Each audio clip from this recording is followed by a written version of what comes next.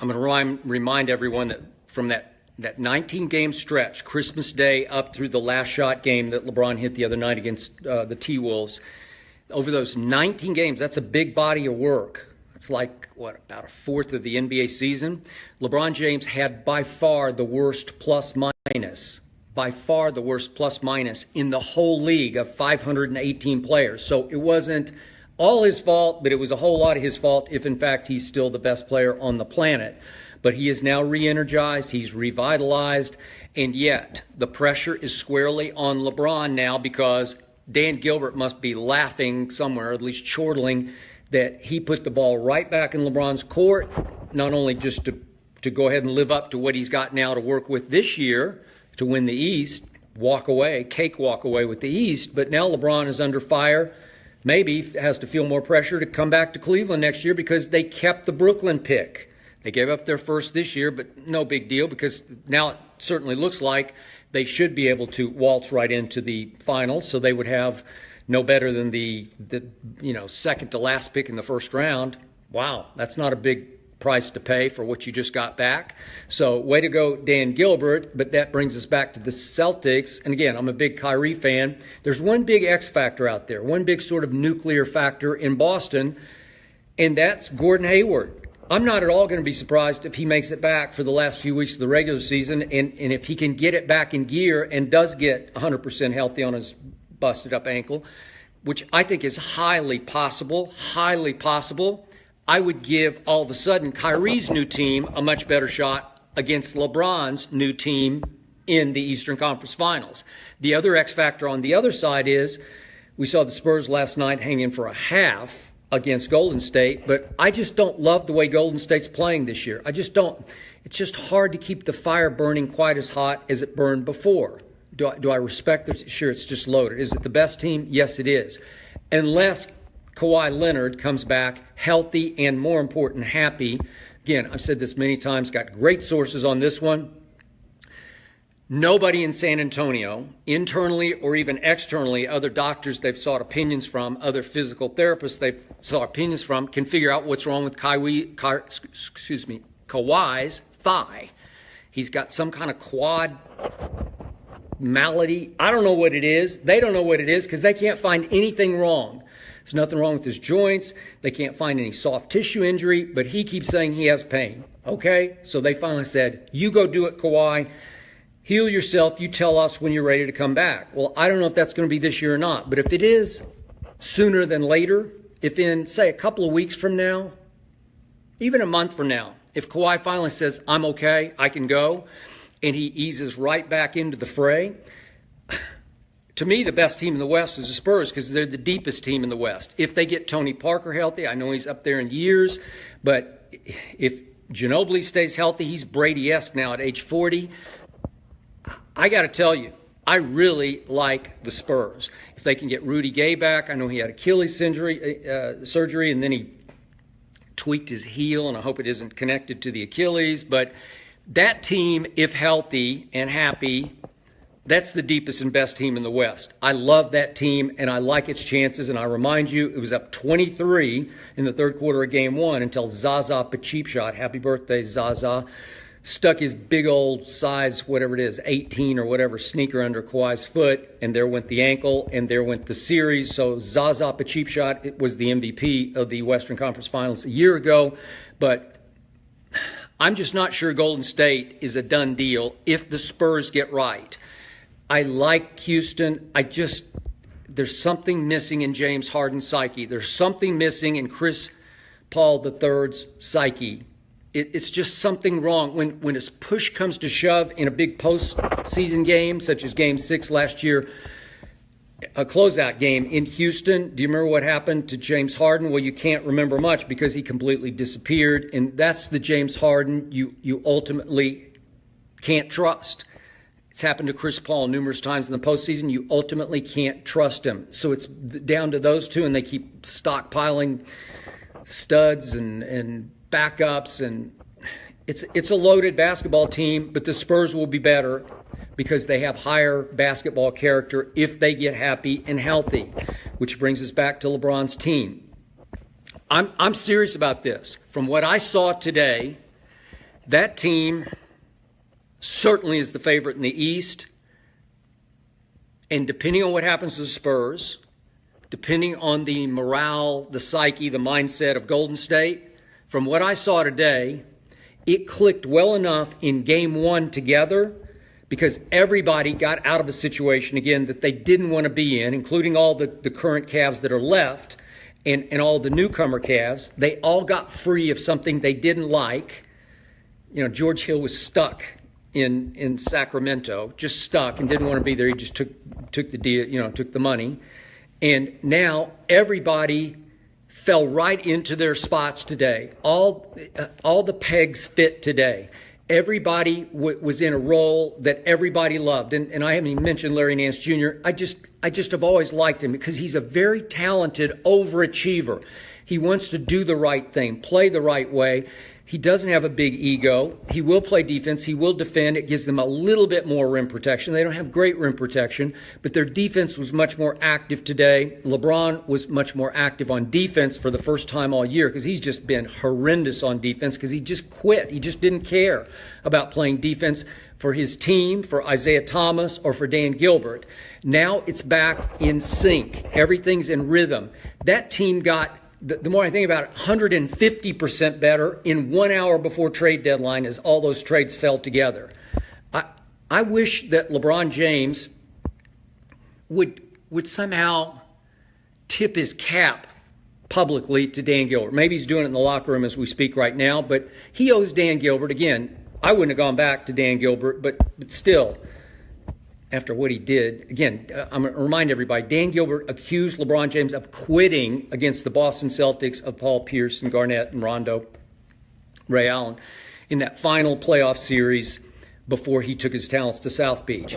Accused him of quitting, and LeBron sucked it up and went back and rejoined forces with Dan Gilbert, sort of peacefully coexisted with him at least for a while, was killing him this year. They had that team meeting, and it was reported that LeBron was just screaming across the table at the executives saying, "What are you guys doing?" And it got profane. And those guys, they might have won a championship.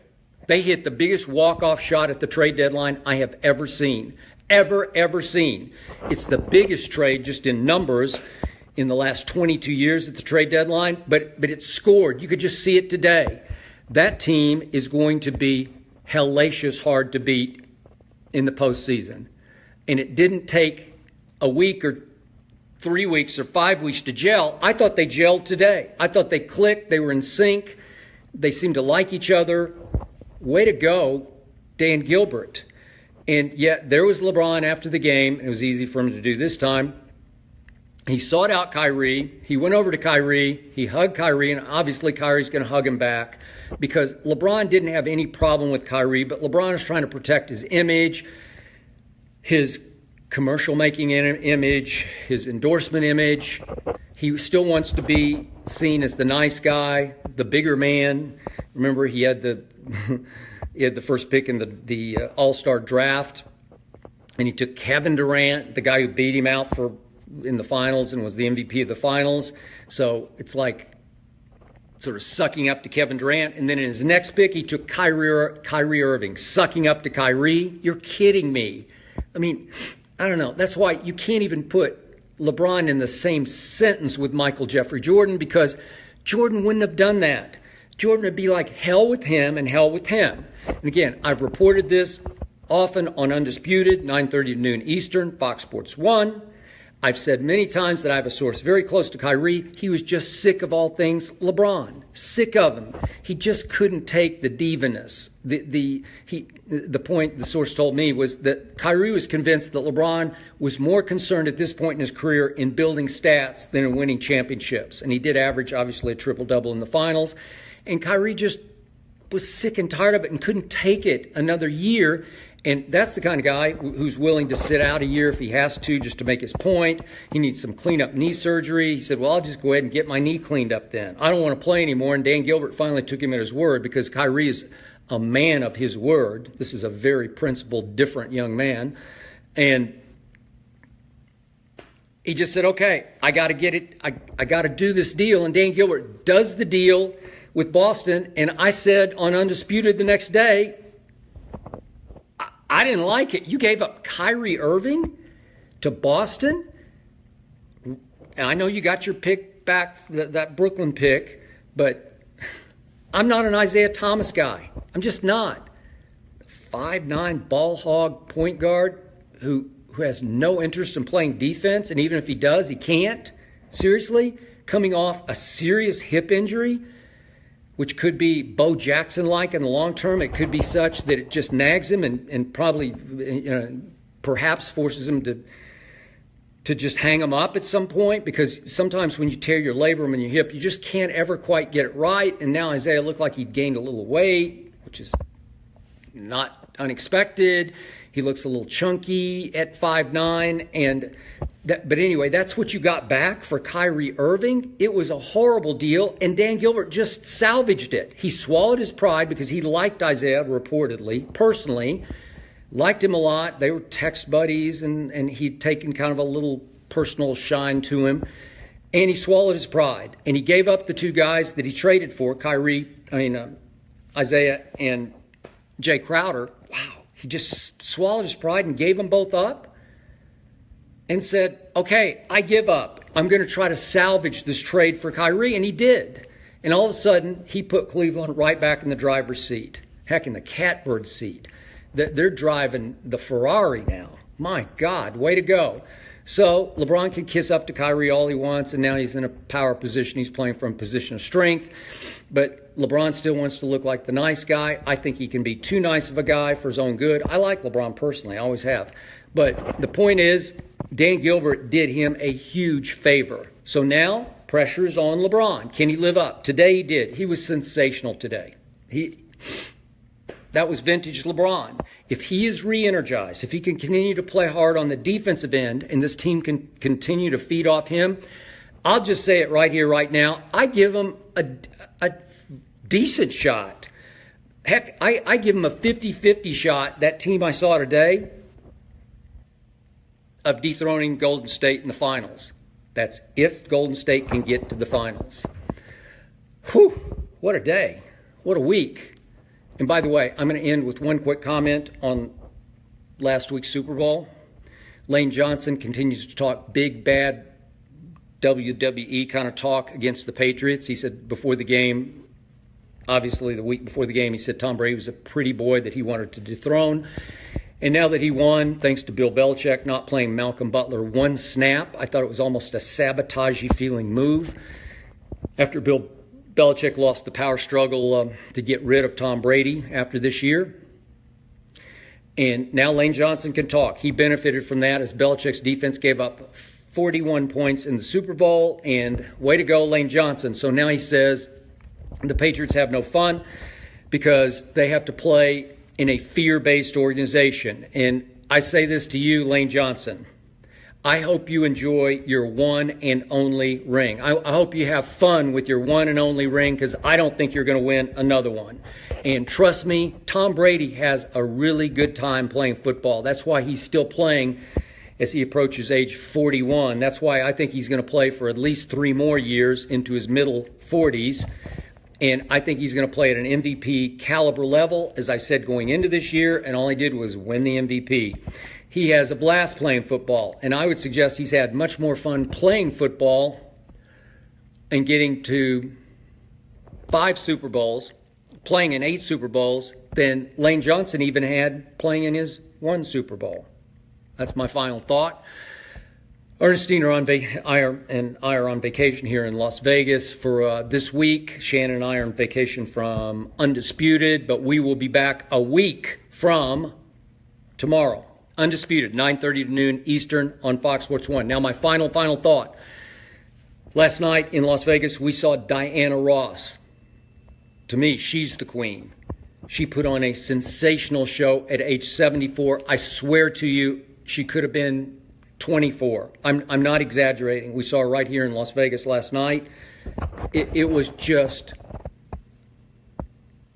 all-time greatness. At its height, she looks great. Her voice, trust me, Diana Ross's voice is as powerful and piercing today as it ever was. I was just blown away. I was just sort of mesmerized. She did an hour and a half of her hits, and the crowd was just knocked over. It was sold out. Tonight, we go see